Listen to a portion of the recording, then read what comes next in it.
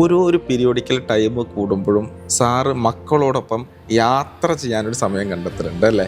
ഇപ്പോഴും കാണുന്നുണ്ട്. സാറ് പണ്ടും സ്ട്രഗ്ലിംഗ് ടൈമിലും എനിക്ക് തോന്നുന്നുണ്ട് അതിനൊക്കെ സമയം സാർ എന്ത് ചെയ്തിട്ടുണ്ട്, കണ്ടെത്തിയിട്ടുണ്ടെന്നുള്ളത്. ആ ഒരു പ്ലാനിങ്ങും അതെങ്ങനെയാണ് ചെയ്ത് ഇംപ്ലിമെൻറ്റ്, കാരണം ഒരുപാട് ആളുകൾ ആഗ്രഹിക്കുന്നുണ്ട് സാർ ടൂർ പോകാം, പക്ഷേ എല്ലാവരും അവരുടെ ബിസിനസ്, തിരക്ക്, ടെൻഷൻ അല്ല അതിനൊരു സെക്കൻഡ് ടൈം മാറ്റി വയ്ക്കുകയാണ്. സാർ അതിന് വലിയൊരു ഇമ്പോർട്ടൻ്റ് ആയിട്ട് എന്ത് ചെയ്യുന്നുണ്ട്, സാറിൻ്റെ കൂടെ കൊണ്ടെടുക്കുന്ന ഒരു സിസ്റ്റമായിട്ട് മാറ്റിയിട്ടുണ്ട്. അതൊന്ന് പറയും. അപ്പൊ ചില കാര്യങ്ങൾ നമ്മൾ പറഞ്ഞാൽ അവർക്ക് മനസ്സിലാവില്ല. ഇതാണ് യാത്ര എന്ന് പറയുന്നത്. യാത്രയിൽ ഒരുപാട് കാര്യങ്ങൾ പഠിക്കാനുണ്ട്. അപ്പൊ കുട്ടികളുടെ അടുത്ത് പറയാണ്, പ്ലാസ്റ്റിക് ഒരിക്കലും നിങ്ങൾ വലിച്ചെറിയരുത്. എത്ര പേര് വേസ്റ്റ് പേപ്പർ പുറത്തെറിഞ്ഞാലും നീ എറിയരുത്.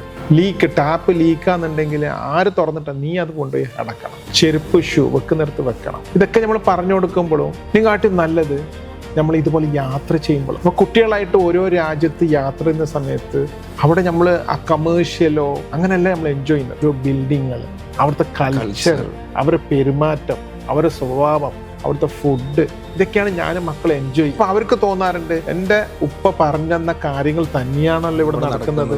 നമ്മൾ എന്തുകൊണ്ട് നമ്മളെ രാജ്യം പുറകോട്ട് പോകുന്നു, എന്തുകൊണ്ട് ഇങ്ങനെ റോഡ് നമുക്ക് ഉണ്ടാവുന്നില്ല, എന്തുകൊണ്ട് ഇവിടെ ഉണ്ടാവുന്നു, മനസ്സിലായി? അപ്പൊ അങ്ങനെ ഉണ്ടാക്കി കഴിഞ്ഞാൽ അത് വൃത്തിയേടാക്കുന്നത് ആരാണ്? അപ്പൊ ഞാൻ എന്താ ചെയ്യണ്ടേ? ഒരേ സ്ഥലത്ത് നിന്ന് ഒരേ റൂമിലിരുന്ന സമയത്ത് മാറി വേറെ സ്ഥലത്ത് നിന്നുമ്പോൾ നമ്മളെ എനർജി മാറി വരുന്നുണ്ട്.